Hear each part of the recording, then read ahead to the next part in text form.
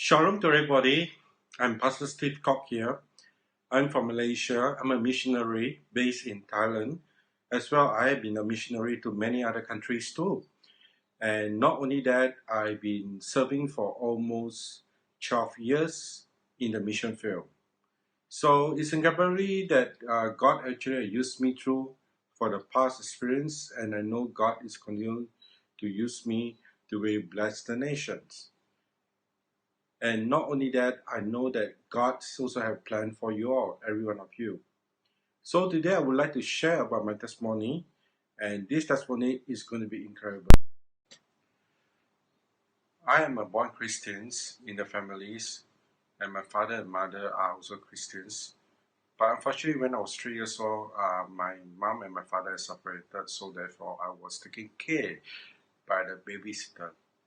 And I was taking care of the babysitter, the Buddhists, and then not only that, I've been also doing following their region cultures and heritage too. Since the babysitter, the nephew just came back from Canada, he was a Christian. He's the only one in the family is a Christian. He actually decided to bring me to the home fellowship. So when I decided to follow him to go to home fellowship, I need to ask my permission from my father in order to allow me to go to the home fellowship. So every Friday I will go to the home fellowship that actually belong to the FGA, Kelompok Malaysia. And I really enjoy it all the time until he decided to go to Singapore and work. Since he went to Singapore to work, I'm already uh, no place to go anymore, so I decided to stay put. I cannot go to church, I cannot go to the home fellowship, I cannot go anywhere because I would really love to experience God. Then, when I was about 10 or 11 years old, then I decided that I need to go to the church. So then I decided to look at the nearest place where I can go to the church. So the nearest place is call it the Full Gospel Tabernacle in Happy Garden. It's a very small church. It's a very independent church. Therefore, I went there and I walked all the way. It's not near. It's about 3 or 4 kilometers away. I need to walk over there, and then I was so small, about 11 or 12, as I said before. So I went there, and then I started to attend the Sunday service, but I don't even, not even Sunday service, it's Saturday service. So I even don't understand what they're preaching, but I start to love God more and more. Because when I worship God, I feel that I can experience God. But then after that, when it come to about 11 or 12 years old later on, I decided to stop to go to church. When come around, I was from 2, it means I was 14 years old, I decided to go to the Christian fellowship where in my school is, and I attended the school Christian fellowship. I really enjoy it, and I really committed. And then every Friday, in the afternoon after class, or even because we got 2 sessions of class, so sometimes it's always in the afternoon. So I will attend a Christian fellowship, and I really enjoy it. And then even when I was around 16 years old, when one of the pastor who came and then they asked, "Do you want to speak in tongue?" Then I said, "Why not? I want to speak in tongue." All of a sudden, I was immediately was speaking in tongue and was on fire. And as you know, I didn't really attend the church and so on. But then, at one point later on, after that, I moved to my auntie place, with my father's sister place. Then from there on, I followed them to go to Glad Tidings PJ. Then I really enjoy going to the church, but then I feel a bit lonely there because eventually it seems that friends is not there, but then I just go to church like I just want to worship God. It's not about preaching because the preaching is too high words, English high word, and I'm just a very small young teenager which I do not understand what the pastor was preaching. But then I put a lot of hope into really worship God all the time. And then of course in the church I also fall asleep too because when the preaching time because I don't understand at all. Then from there on, after that, when I was around 17, I stopped to go to church again. Till I can't recall when I was, the time I was around maybe around 24 years old. And then I met one of the insurance agent who is actually the manager. He's the agent manager. He's called James Chong. So he's the one actually trying to influence me to go back to church. But then I always deny and deny and deny. So James had not been giving up on me and trying to pursue me to go back to church. And then, of course, after that, he asked me to join his company and then become an agent and help him to sell the product. So I mean, he asking me to come. So there's one or two times I went to the church, and the time I went to DMC, PJ, where it was an old cinema in Ruby Cinema. That's where I start to. I don't feel comfortable at all, but then I feel a bit weird. Then I decided to stop to go to church again.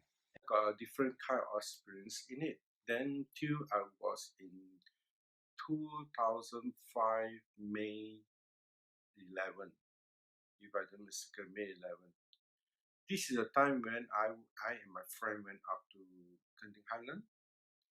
And then when I was in Genting Highland, and then what happened is we both are lying down in the car in the public car park and then taking a nap for a while, a rest before we going back to Kuala Lumpur.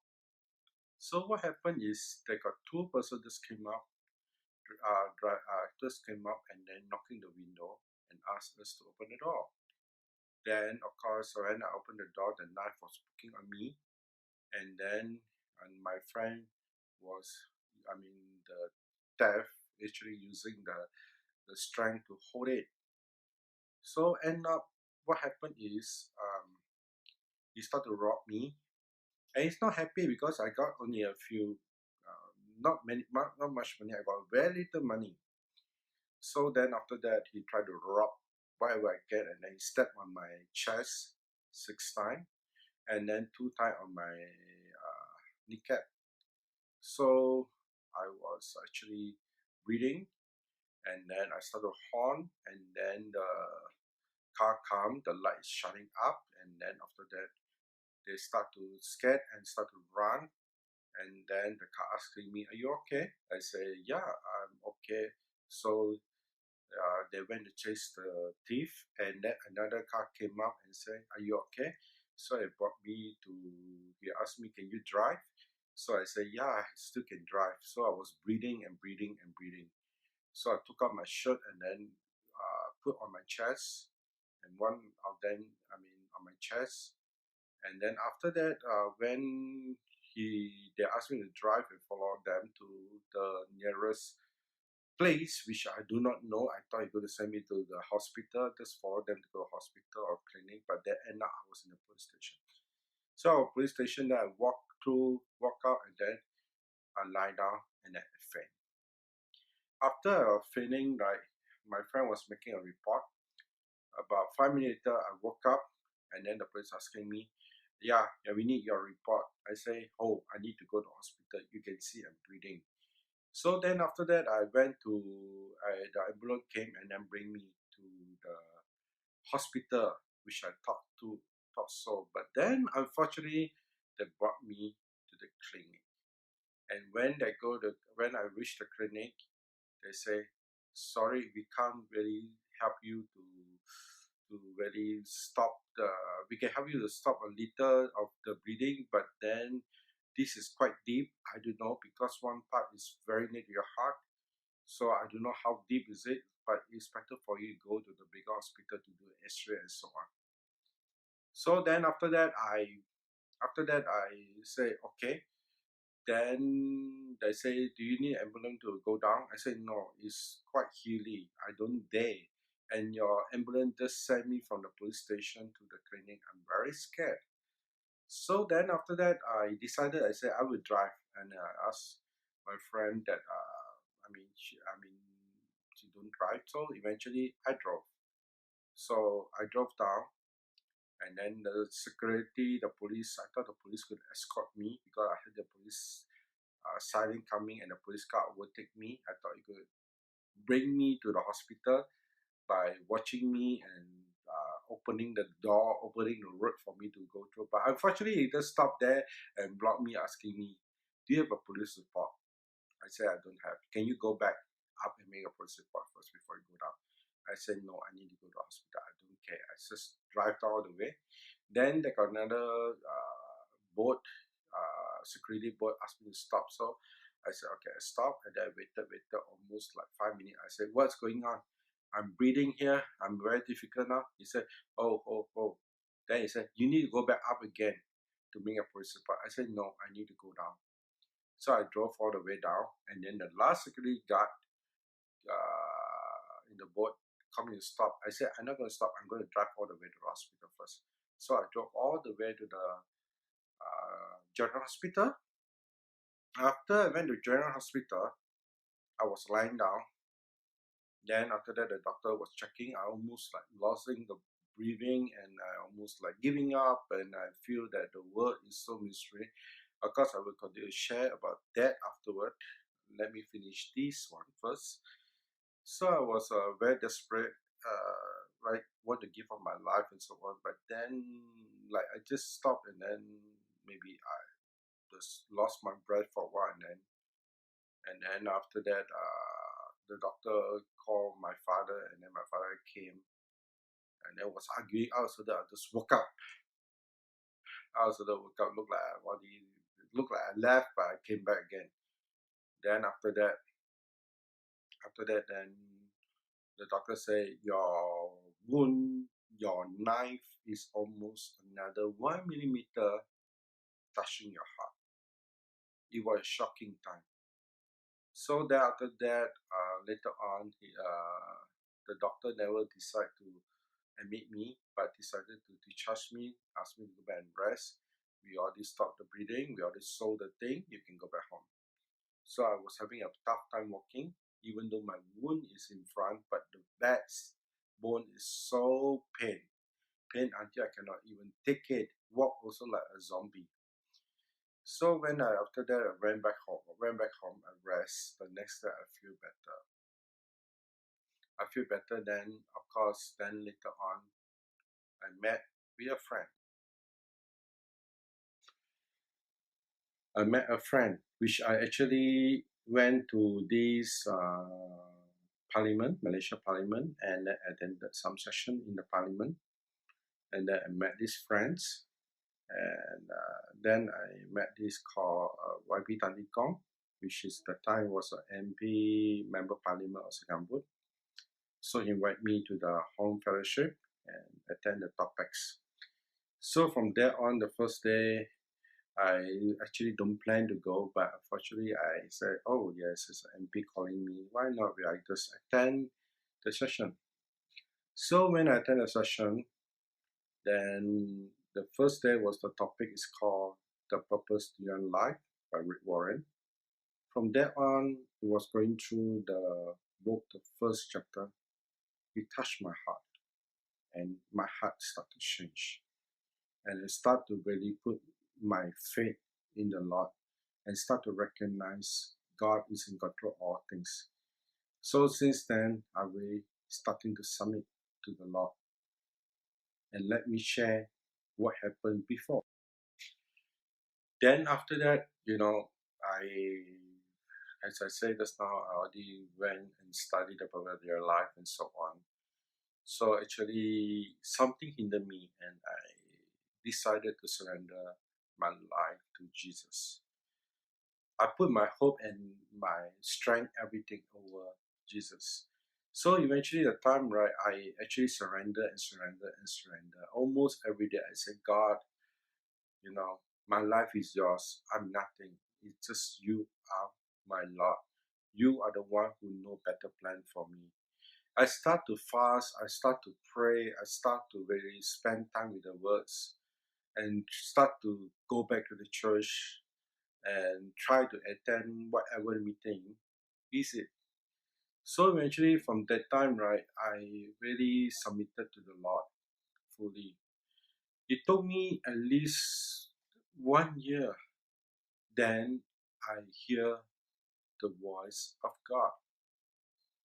It's 1 year. I don't know what happened. But then there's one time I was desperate, was praying and worshiping in my home after the cell group. And I cried to the Lord. Then the voice came to me and tell me, share about my son's coming. Prepare yourself and tell the people he's coming. I woke up. I said, God, what do you want me to do? I don't know what to do. I don't know what the outcome. So then, after that, I thought I'd go into theology study and go to Bible college and study. But then, of course, the Bible college decided that say I cannot accept you, but I can take 1 or 2 subjects. So I went to take 1 or 2 subjects, and of course they asked me to get a church recommendation, but then the church did not recommend. So I decided that I take 1 or 2 subjects and then to equip myself so that I can know about God, about His words, so that I can be well equipped. I don't know what is the plan. Of course, before that, I also got a dream. That's a very weird dream, which I have. That is in January 2007. I got a very, very weird dream. I don't know what happened. After this, God spoke to me. Then I have a very weird dream that I was pregnant, I was giving birth. And I said, what? How impossible that I can give birth? Then after that, I went to search for internet. I said, this man gave birth. It was a joke. Then after that, I shared with a sister. A sister was trying to explain to me, I don't get it. Then after that, another sister explained to me that I get it. It's spiritually born. It reminds me about John chapter 3, verse 3, when Nicodemus was talking to Jesus, and Jesus explained to him, to be reborn again. That is why I start to understand there's a purpose that God has to me. I have faced a lot of problems before this incident happened. I have tried to work out with my life and with my job, which is not stable, even though I can get a very high income, but then things are not very stable. So I've been starting a company, and I almost dump a lot of money into it, take a lot of loan, and then borrow from the bank, and then try to work out this company and try to get a venture capitalist, try to get all the IT company to back up my project. But of course, everything did not work out. And of course, I was so miserably, and I feel very stressful, and the bank had been chasing me upside down and asking me why you don't settle your payment. So I was quite afraid, and I say that I really want to give up. That's why when I was in the hospital, I was saying I want to give up. But then actually God bring me back. So since all this incident happened, right, I really did not know what to do. But it's amazingly, I haven't paid a single debt at all. But I was set free. I'm not blacklisted. I'm not bankrupt. But then I'm really set free.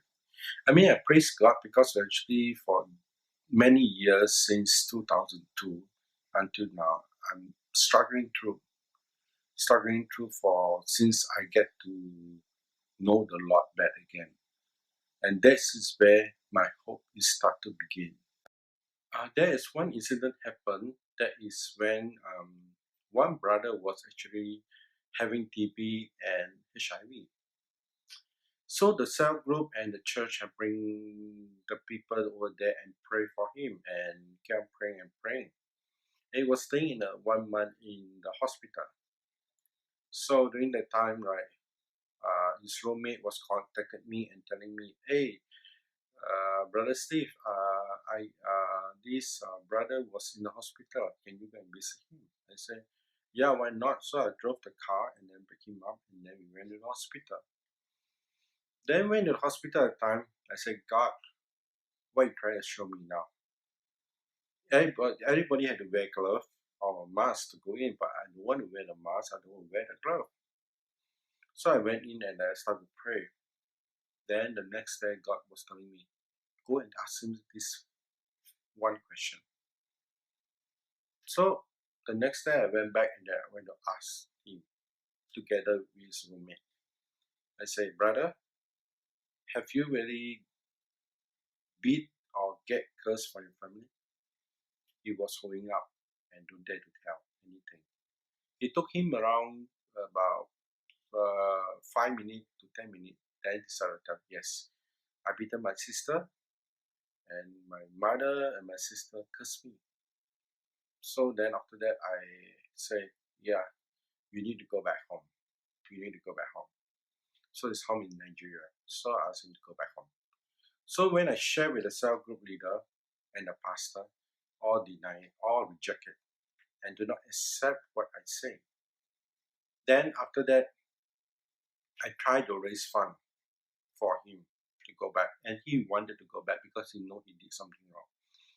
I say that if you did something wrong, if the person already gone, you can ask God to forgive. But the person is still not gone, you must go back and seek for forgiveness. So then he decided to go back. So even the church and the cell don't raise any single cent. So I feel very sad about that. But then after that, I decided to raise the funds from friends and so on. Thank God I able to raise some part of funds and he able to receive back some of the deposit from the college. Then he decided to go back. 1 year later, he sent me a message and tell me that I'm already healed. I already asked for forgiveness. I stay back in the city. I stay in the Catholic church where I live there, and I repent, and then I got no more HIV and no more TB. Then after that, then I decided that okay, during my journey, I also said, God, I see the Malaysia politics is so messy. God work out on me so that I can see. So we got a single adult ministry gathering, and then we gather together, we enjoy each other. Then all of a sudden, one of the brother asked, how can we change the Malaysia economy, politics system? Because the economy is so bad. Then others said, let me pray. All of a sudden, God tell me, do a prayer walk. I said, okay. God asked us to do prayer work. Okay, sure. Where to walk? Walk in Petaling Jaya? No. Center of the heart of Malaysia. Where is the center of heart Malaysia? Putrajaya. So that is the capital of the central government. So we decided to plan and walk. So when we decided to plan and walk the time, I shared with many church and the leaders. Most of the leaders say we can't walk.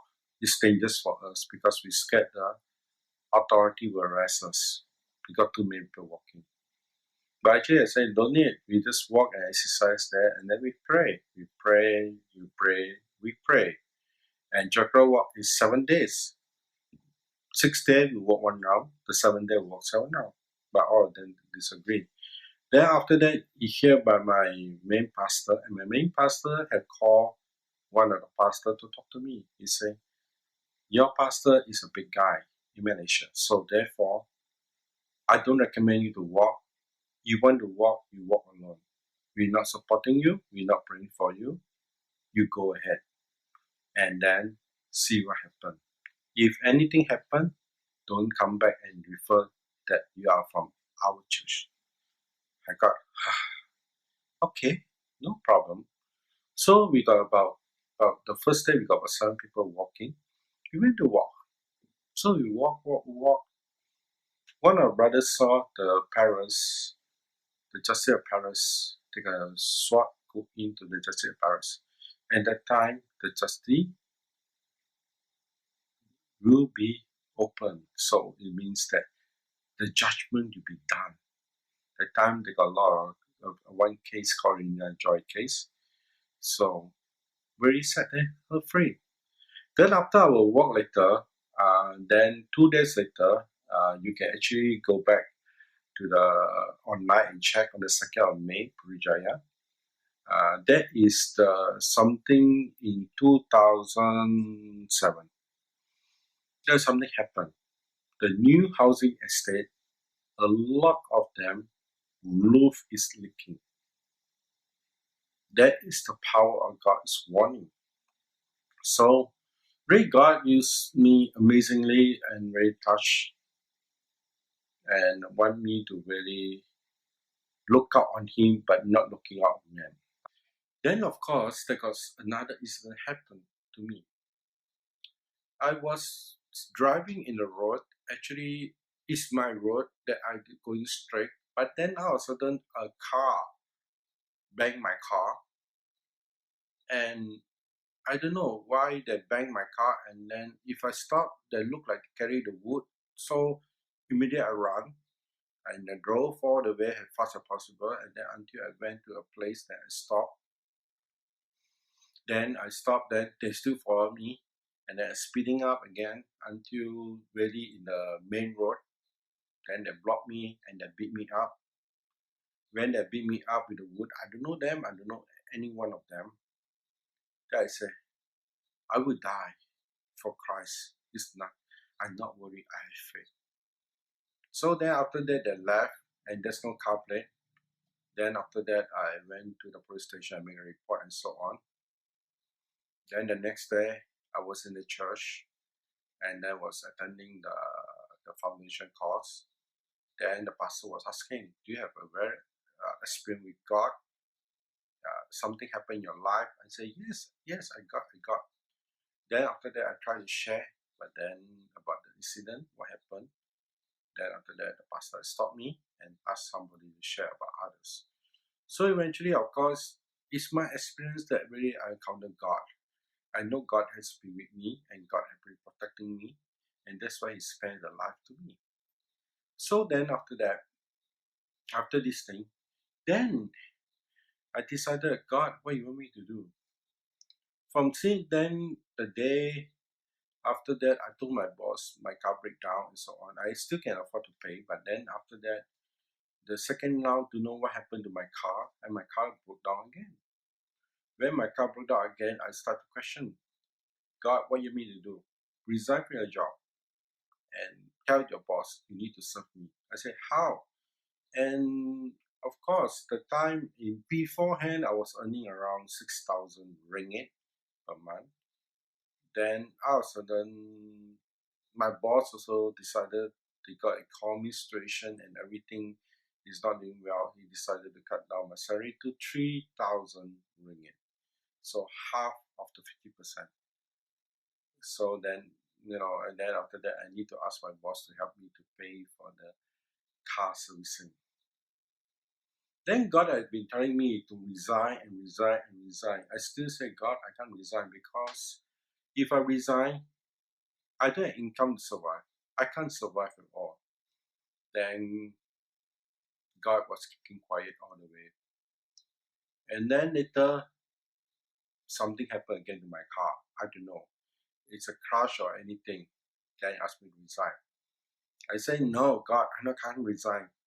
I asked my boss to bear the cost of repair and use own personal money to help me out to repair the car. After repairing the car, fair. Then later, when I was in the hill, where in the Mid Valley, I think some of you might know where is Mid Valley, Kuala Lumpur. When I was going up to the hill, all of a sudden, my first gear, it cracked. It cannot even move up the hill. So I tried to use second gear. Second gear cannot go up the hill. It's impossible. You still need to use the first gear in order to go to the hill, then enter the second gear. Even the third gear also cannot go. So end up, I stopped there, put the double signal, laser light, and then I just come out. I said, God, you win. I lost. So what am I going to do? You want me to talk to my boss?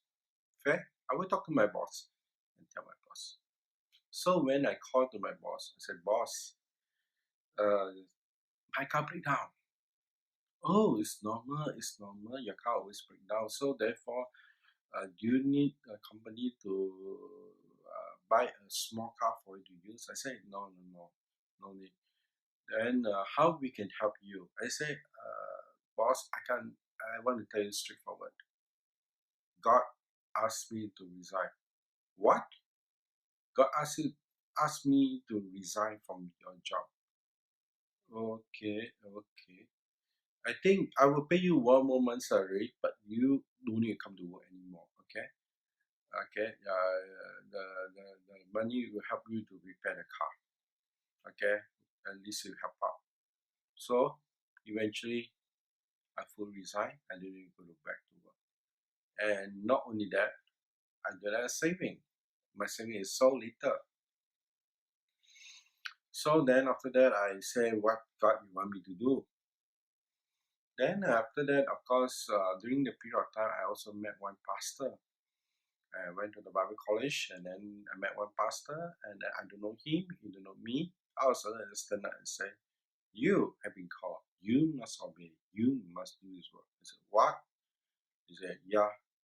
So I got shocked since that time, and then from there on, actually, I don't know where to go. Then I decided to go to Malaysia Baptist Seminary, Theology Seminary in Penang. I decided to go there and take the course. When I go there and take a course, I went and then I boldly go and register, and then I don't have much money, but of course one brother helped out a little bit. So I went there to go and study and live there. And then while during the period of my study at time for the one subjects, that the administration was asking me, can you get a reference letter from your church? I said, okay. So I went to talk to the church, but the church don't want to give me the reference letter. Asked me to hold. So then I decided that, okay, let me finish this course, and then after that, I will go back to Kuala Lumpur. So after I finished the course, I went back to Kuala Lumpur, and then the pastor was telling me, serve first before we can send you. So I say, I'm serving, I'm doing what I can. They say, no. So then after that, I decided that, okay, I wait for God, not the church. Because I know God is calling me and keep asking me, but the church is telling me, oh, God can wait for 4, 5, 10 years or 20 years. But God was desperate calling me to serve Him. So then after that, I just waiting and waiting because I'm jobless and my money is getting little and little, getting less and less. I don't have much money left. But then after that, I decided to say, God, when will you? God asked me, pack up your bag and get ready. Where? You want me to go where? I want you to reach out the lost tribe, the Jews. I said, what? Jews? Where? Singapore, Australia, America, or where? Never mentioned. Then I said, where? I don't have money. I can't go. I can't go. Really, I can't go. So then after that, I look around, sources around, and looking for people to support. None of them say they will support because I'm just a new person, which is to not have any much experience in mission and want to go for mission. So many of them just like deny and talk bad about me and accuse me and so on. Then after that, God asked me, Steve, can you stop talking? Can you stop asking? Can you stop requesting? I say, okay, fair. I will stop asking, stop talking, and stop requesting. So from there on, I never request. 2 days or 3 days later, somebody bring, as you know, the one who bring me to the church, the insurance one, James. He passed me 7 Microsoft Office, 7 Microsoft Windows, and asked me to just to clear up, and the money is yours. So I went to clear up, able to sell all these things. Thank God I got 700 ringgit. Then I saw my computer, another 700 ringgit. So I got a little bit money left. And then the one who rent the room, the one that I rent the room from the person, he also willing to give back my deposit. He got last minute notice. So then after that, I only left not much money. For 400 ringgit, I got a little bit, about maybe 2,000 plus. So then I decided to walk out, and on 20 September, 20 September 2007, I decided to go to Penang by bus and then take a train to Bangkok. When I take a train to Bangkok, I met people, and then they tell me about the Buddhism and so on. I kept trusting the Lord will bring me there. And I never been out from the country except to Singapore. So this is the first country I went out, is to Thailand. So Thailand, I went there, I really totally lost. I reached there, I don't know what to do. I don't know what to do. Really, I don't know what to do. But then, of course, before that, one pastor asked me to contact one mission center and tell his name, and then they will offer a place. So they agreed to offer a place. So I went to this mission center, and then actually I took a taxi. I thought it's going to count by meter, but they did not count by meter. I don't know what they're talking, but they just cheated me about 300 baht. And it's not far, it's near.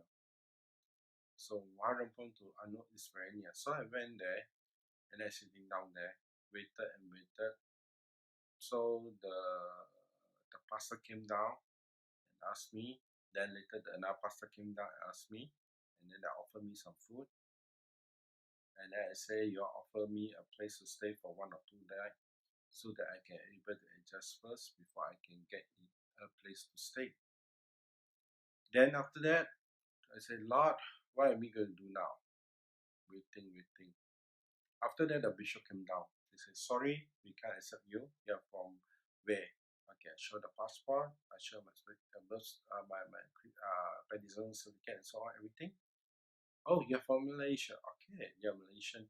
So are you coming here to bomb Thailand? I said, no, I'm not coming to bomb Thailand. I'm coming to do God's work. I'm a Christian, I'm not a Muslim. Then everybody thinking that I'm from Malaysia, I'm a Muslim or Islam, a believer for the Islam. But I said, no. Then after that, he said, we got no room for you. So I got to look for a room. So when I go and look for a room, I don't know where to go because I don't know the language, I don't know this place, I don't know anything. And then he said, can't offer me. So what the Bible taught me is, when there's someone not welcoming you, you just shake out the dust and just walk out. So I just walked out. And then when I walk out at the time, I went at the Tesco and looking and calling back to Malaysia, which I got so little money inside my phone. I call until I got no money. Someone promised me that he will try to contact someone in Pattaya and try to get me a place to stay. But then there's no return call. So then I got a little tour guide book, and then I start to open the little tour guide book and open. And then after that, I go and look for the hotel, the cheapest, which is 600 baht.